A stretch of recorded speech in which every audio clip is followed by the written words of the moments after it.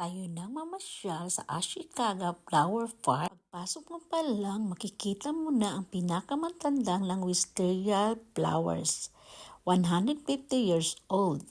Wrong timing ang pagpunta natin dito guys kasi nalalanta na ang mga bulaklak.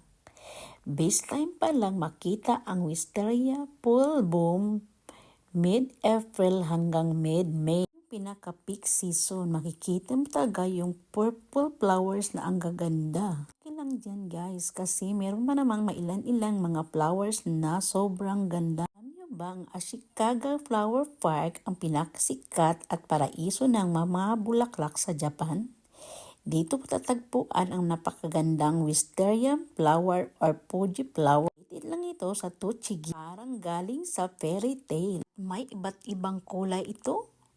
Purple wisteria, white wisteria, pink wisteria, yellow kibana wisteria. Mapapawaw ka talaga guys sa kaganda ng mga tanahon dito. Mawawala yung stress mo. Wait guys, meron pang mga bulaklak. Parang panaginip na hardin sa Japan.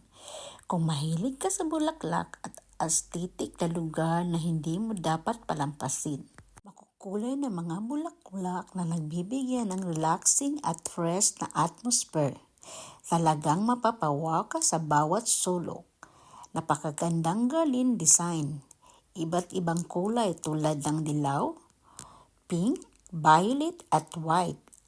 Ang bumubuo ng parang rainbow. Na hardin, perfect spot. Bukod sa tulip, meron ding daisy, roses, azalea, seasoning flower na nagpapakulay sa buong park.